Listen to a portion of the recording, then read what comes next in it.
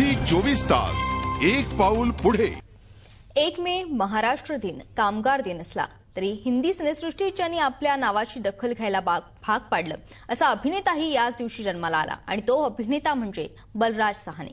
बलराज सहानी यांची आज 100वी जयंती आणि याच निमित्तानं एक आठवण बलराज सहानी यांची।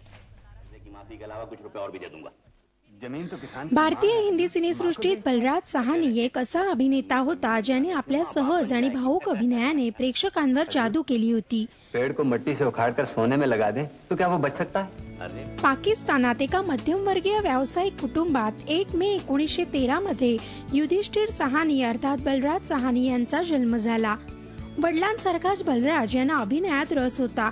इंग्रजी साहित्याची पदवी घेत बलराज यांनी वडिलांच्या व्यवसायात लक्ष घातलं। त्यानंतर शिक्षकाची नोकरी, बीबीसीमध्ये हिंदी उद्घोषक म्हणून लंडनमध्ये नियुक्ती, हे सारं झाल्यानंतर भारतात परतल्यावर इप्टामध्ये बलराज सहभागी झाले आणि त्यांच्या फिल्मी करिअरला सुरुवात झाली।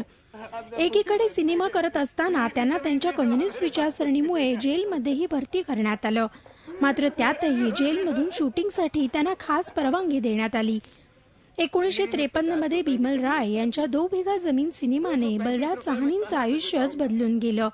त्या सिनेमाला अनेक पुरस्कार मिळाले, आंतरराष्ट्रीय स्तरावरही बलराज यांचं नाव गाजलं, मात्र यातही त्यांचं श्रेय खूप मोठं होतं।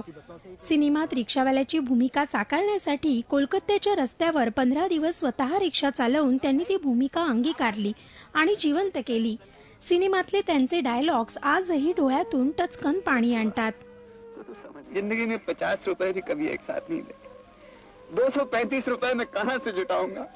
ये सब बाद में सोचा जाएगा, पहले खा लो, खा लो। झी 24 तास एक पाऊल पुढे।